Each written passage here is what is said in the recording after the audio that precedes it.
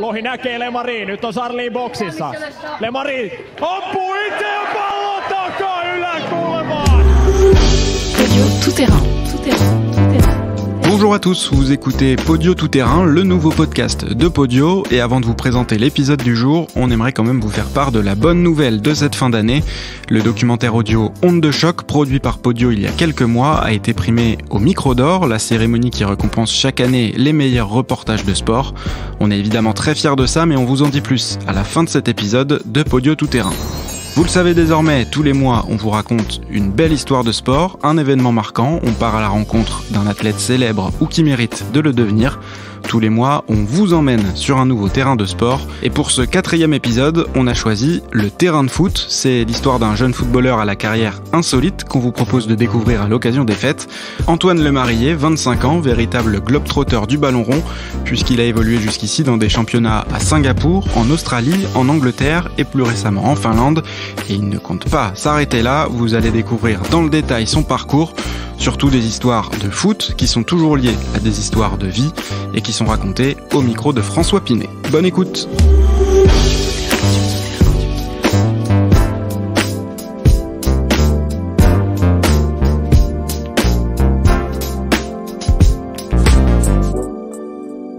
Bonjour Antoine. Bonjour François.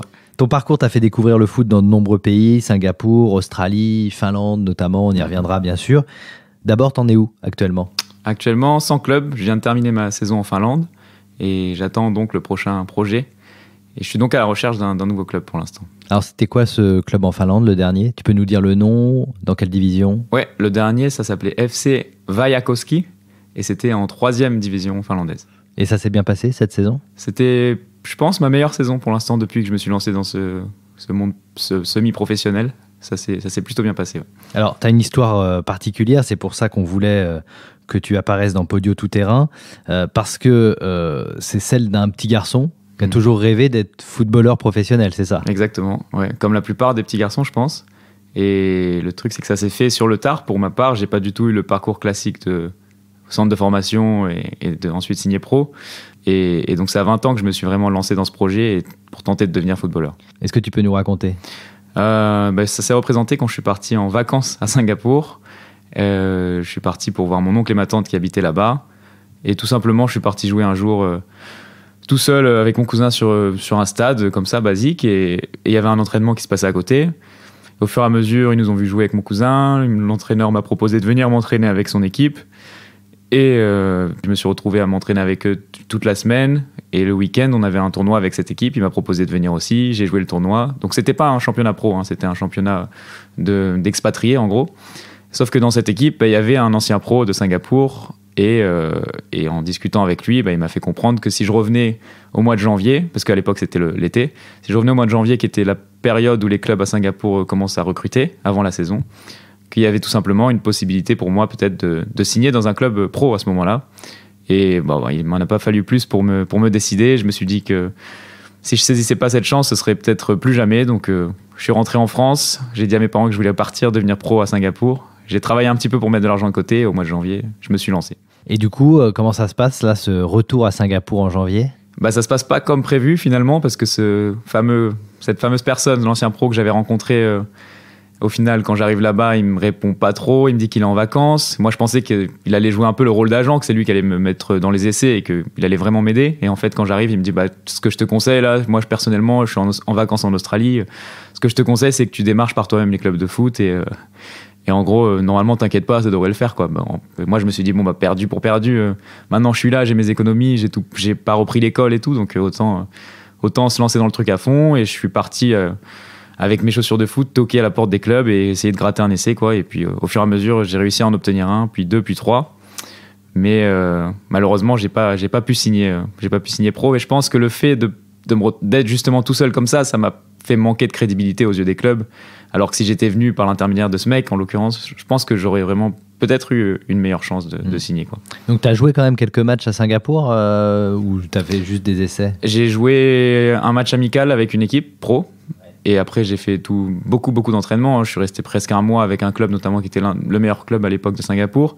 Mais j'ai fait aussi des matchs en parallèle de mes essais, je jouais avec cette équipe de Français qui s'appelait l'Olympique Gaulois, qui est vraiment une équipe d'expatriés, de mecs qui habitent à Singapour, pas pour le foot parce qu'ils font leur métier là-bas, mais c'est un groupe, moi personnellement, c'était une de mes meilleures expériences de foot de jouer avec ces mecs-là, c'était une ambiance exceptionnelle. Qu'est-ce qui se passe ensuite? Est-ce que tu rebondis tout de suite ou... Alors moi je me dis, bon, je suis venu là pour jouer au foot, ça n'a pas marché, maintenant de toute façon mon année scolaire elle est ratée parce que je suis pas allé à l'école, et je me suis dit, bon bah là je suis en Asie du Sud-Est, il y a des billets d'avion pour aller en Thaïlande, à Bali, au Vietnam pour des prix dérisoires, tu vois, donc je me suis dit, bon bah je me fais un road trip en Asie, quoi, tant qu'à faire, autant en profiter. Et voilà, donc je suis parti pendant peut-être 1-2 mois, même un peu plus, 3 mois peut-être, et un peu partout autour de l'Asie, j'ai fait plein de pays. Podio tout terrain, tout terrain, tout terrain. The shot come in. Oh, hits them. What a goal! What an absolute ripper of a goal! J'ai enfin un essai avec une équipe qui vient d'être promue. Et là, au bout de à peine 3 jours, enfin à l'entraînement, j'ai l'impression que je surnage, que ça va être facile et tout. Et effectivement, au bout de 3 jours, on me dit, bah c'est bon, on te fait signer, quoi. Et enfin, tu vois, j'ai signé, mais c'était presque 1 an après mon départ initial pour devenir joueur professionnel, quoi. Podio tout terrain.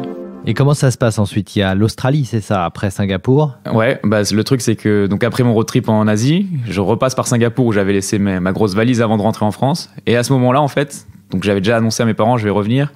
Le fameux entraîneur de l'équipe des Gaulois, l'équipe des Français, étant un ancien joueur aussi, un Camerounais, et il me dit, ah, quand même, si tu veux, tu devrais essayer en Australie. Moi, j'ai des contacts pour toi. Je pense qu'il y a plus de chances qu'à Singapour, qui est quand même un tout petit pays, tu vois. Donc, moi, je pense que ça vaut le coup pour toi d'aller tenter là-bas. Moi, à ce moment-là, le problème, c'est que j'ai plus d'argent du tout, quoi. Je viens de barouder partout en Asie. Et je me dis, putain, mais je suis parti pour être footballeur. Là, il y a une chance encore, peut-être. Donc, vas-y, on fonce, quoi. Et sur un coup de tête, au dernier moment, je me lance vers l'Australie, quoi. Encore pour ce contact qu'on m'a proposé. Alors, c'était un contact de qui, tu peux nous dire? C'était le contact de l'entraîneur adjoint de Melbourne Victory à l'époque, donc une grosse équipe de A-League. C'était quand même un contact sérieux. En première division? Première division, ouais.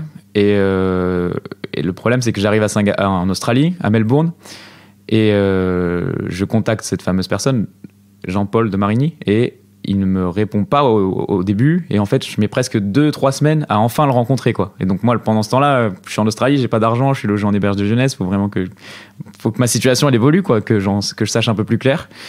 Et on finit par se rencontrer, on prend un café ensemble, il est super sympa et tout. Il est très, très gentil avec moi et il me dit, je vais essayer de t'aider à trouver un club, peut-être pas en A-League qui est la première division parce que t'as aucun passé de footballeur professionnel.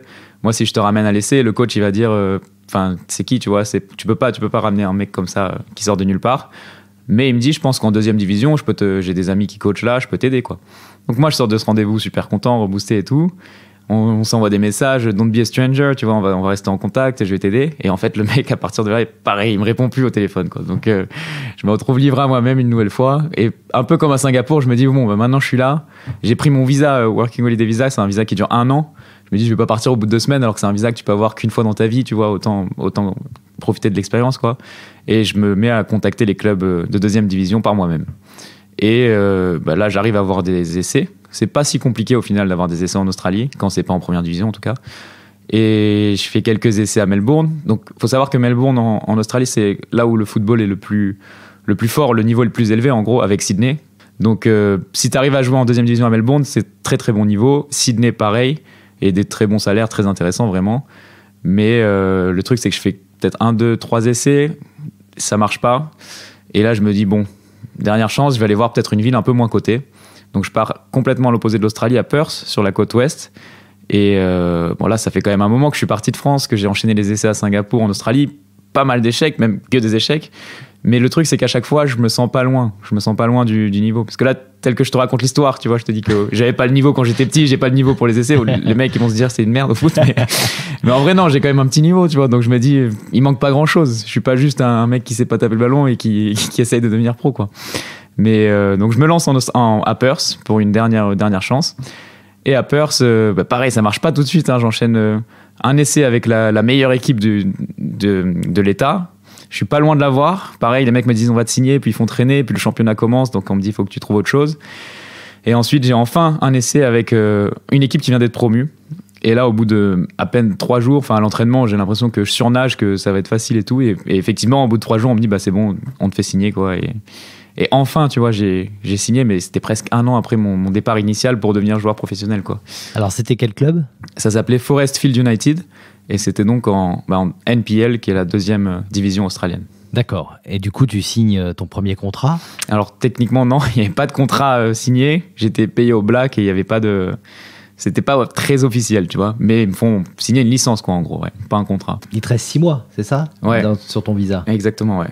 C'est ça, c'est un problème. Et en plus, la saison a déjà commencé depuis 2-3 matchs, je crois. Donc, il me reste 6 mois. Donc, je joue et malheureusement, j'ai pas l'occasion de terminer la saison puisque légalement, je suis obligé de rentrer en France. Quoi. À un moment donné, mon visa expire.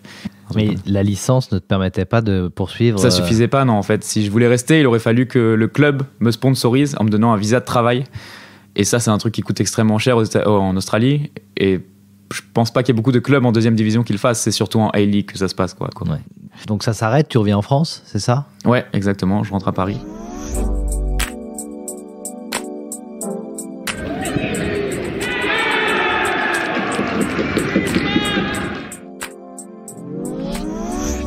Là-bas, ils ont beaucoup de difficultés à prononcer Antoine. Je sais pas pourquoi. Les Finlandais, c'est pas leur truc. Donc ça rate jamais, quoi. Ils m'appellent tous Griezmann. Il y a aucun doute là-dessus. Et en plus, on avait la même coupe de cheveux pendant un moment, donc.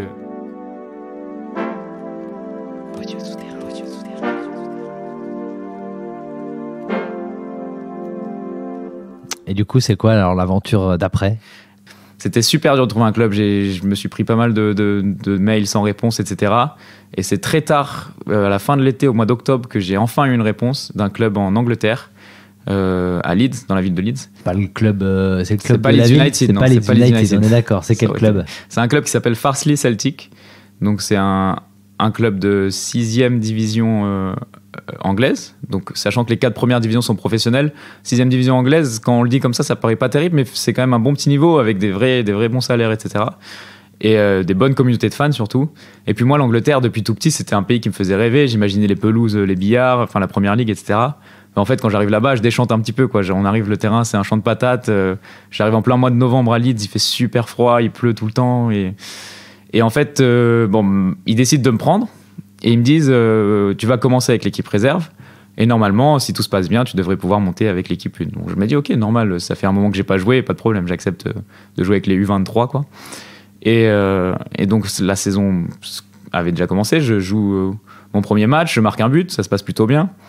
Et le problème, c'est que très vite, je comprends que les entraînements et les matchs, c'est pas sérieux en fait.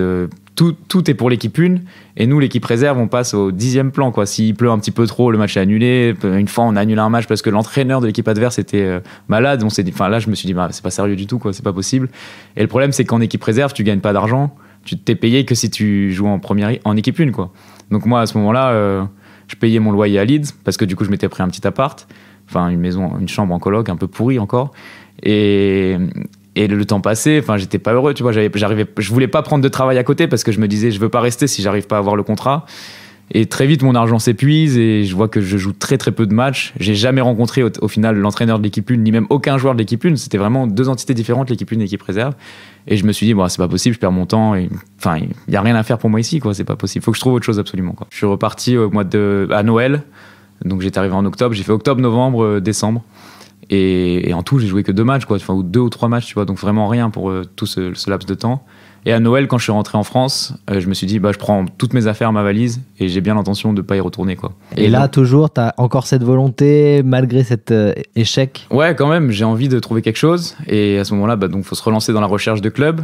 Et à ce moment-là, je me rappelle, j'ai le souvenir d'un joueur avec qui je jouais quand j'étais petit dans mon club d'Aix-en-Provence, qui était un Finlandais, et qui lui était retourné au pays entre-temps, et il m'avait semblé voir passer récemment une vidéo de lui qui marquait un but dans son championnat en Finlande, avec une grosse ambiance, ça avait l'air pro, etc. Et je me dis, putain, faut que je retrouve son contact, on va essayer de le contacter, pourquoi pas. Et donc, je parviens à enfin remettre le doigt sur son compte Instagram, je lui envoie un message, et il me dit, pas de problème, écoute Antoine, ça fait plaisir d'avoir de tes nouvelles, si tu veux venir, tu peux venir. Là, en plus, on était au mois de janvier, donc c'est pile poil la saison en Finlande, quand est-ce qu'on commence les essais. C'est vraiment le bon moment, quoi, ça tombe à pic. Moi, tu viens, il n'y a pas de problème, je te rencarde avec mon ancien club et on fait des essais ensemble, etc. Et donc, je me dis, banco, quoi, je prends le billet, et la semaine suivante, pareil, je décolle pour Helsinki, alors que je connais rien de ce pays, tu vois, vraiment. Et j'arrive là-bas en plein hiver, il fait super froid. Et le problème, c'est que mon pote, ce fameux pote, quand j'arrive, en fait, il a un peu pété les plombs entre-temps. Je l'ai appris par sa mère qui m'a envoyé un message, encore un peu une histoire de dingue. Et elle me dit qu'il a pété un câble, il est parti à l'hôpital psychiatrique, il peut plus me recevoir, quoi, ouais. Le mec, apparemment, en pleine ville, il a décidé un jour de se déshabiller et se retrouver genre en caleçon dans Helsinki, tu vois, et genre il y a la police qui l'a embarqué. Et ça, c'est arrivé genre une semaine avant que moi je sois censé débarquer et être hébergé chez lui. Donc à ce moment-là, je remets tout en question, je me dis putain, est-ce que c'est très sain d'aller dormir chez lui, tu vois, qu'est-ce qui va m'arriver? Je l'ai pas vu depuis longtemps, je sais pas quoi m'attendre, tu vois. Et je me dis bon, le billet est pris, tant pis, je vais aller dans une auberge de jeunesse, je suis pas à ça près, quoi. Et donc j'y vais. Malgré tout, j'arrive à avoir le contact de son club quand même. Donc j'y vais tout seul, sans lui. Je fais un premier essai. Je sais pas du tout à quoi m'attendre en termes de niveau en Finlande. Tu vois, j'avais aucune idée du football là-bas. Donc c'est 3e division. Et le premier club, je suis plutôt impressionné par le niveau. On joue donc sous une grande bulle parce qu'il y a de la neige partout, donc tu peux pas jouer à l'extérieur. Et ce que j'ai apprécié, c'est qu'ils m'ont pas pris dans ce club, mais au moins au bout d'une semaine, c'était carré, quoi. Le coach m'a dit, bon, on va pas te prendre, mais au moins ils me font pas perdre de temps, je peux enchaîner sur autre chose. C'était quel club? Ça s'appelait Grankula, donc c'est dans la ville d'Espoo, à côté d'Helsinki. Et au final, j'enchaîne très vite sur un deuxième essai, donc cette fois avec le FC Espoo, donc c'est la même ville, mais un autre club de la ville.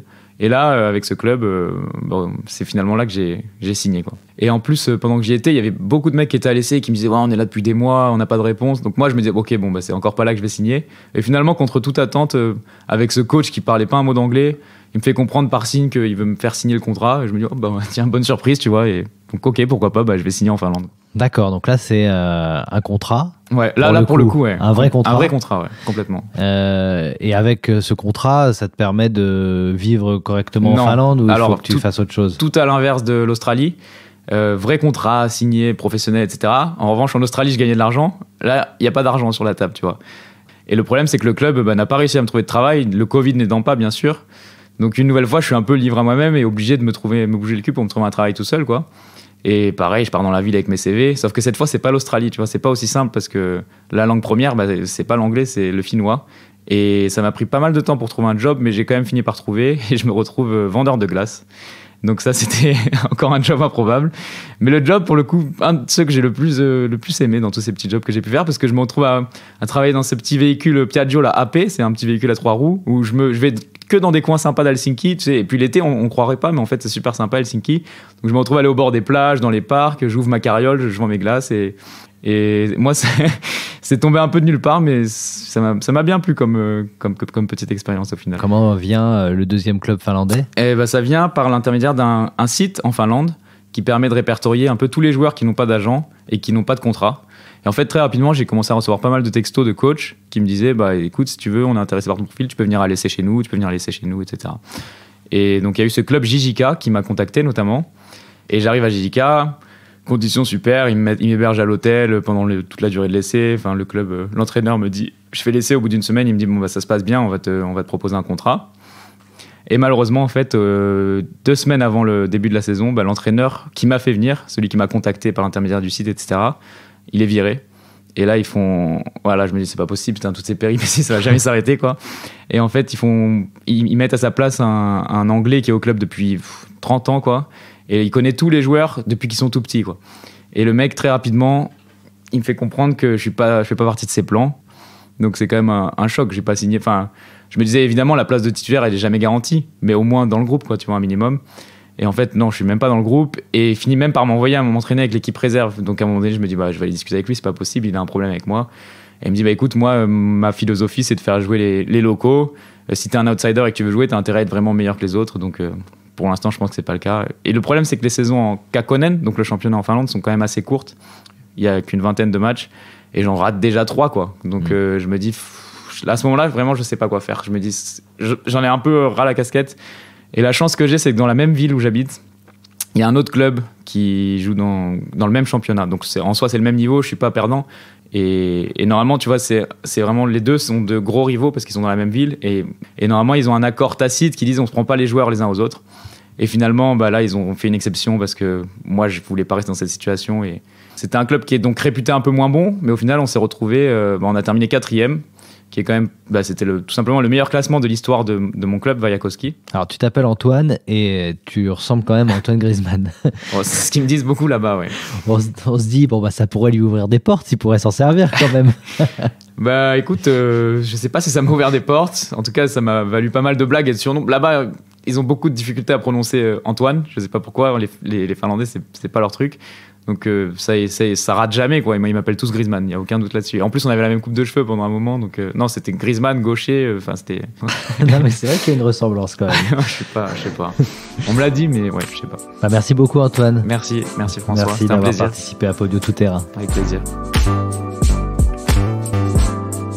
Merci beaucoup d'avoir écouté ce 4e épisode de Podio Tout Terrain, on espère qu'il vous a plu. Si c'est le cas, on vous invite à le partager et à vous abonner pour être certain de ne pas manquer le prochain épisode. Merci également bien sûr à Antoine Lemarié qui a raconté sa vie de footballeur à François. Et si vous voulez en apprendre encore davantage sur son parcours et même le voir en action, ce sera sur sa chaîne YouTube Antoine Lemarié, L-E-M-A-R-I-E, dont le lien est en description de cet épisode. En ce qui concerne Podio, on a plusieurs grandes nouvelles à vous annoncer en cette fin d'année. D'abord, je vous en parlais en début d'épisode, notre documentaire audio Onde de choc a été primé au Micro d'Or, la cérémonie qui récompense chaque année les meilleurs reportages de sport. Et ce podcast Podio a remporté la catégorie Digital, c'est d'ailleurs la première fois qu'un podcast remporte un Micro d'Or.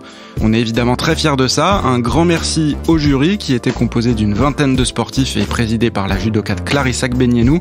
Et du coup, on en profite pour vous inviter à écouter ou réécouter Onde de choc. C'est une série de 6 épisodes de 20 minutes que j'ai eu le plaisir de co-réaliser avec Mathieu Viguier et qui raconte le naufrage et le sauvetage de Kevin Escoffier sur le dernier Vendée Globe.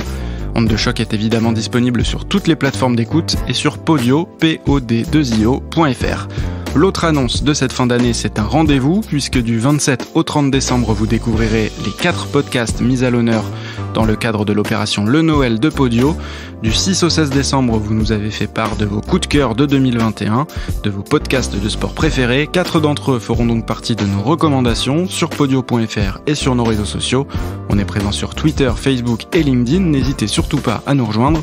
Et puis sur podio.fr, vous retrouvez évidemment tous nos autres contenus, comme les 3 premiers épisodes de Podio Tout Terrain par exemple. Bref, on a de quoi occuper vos oreilles pendant les fêtes. Et pour finir, c'est également sur podio.fr que vous pouvez vous inscrire à notre newsletter pour recevoir chaque mois toutes nos infos.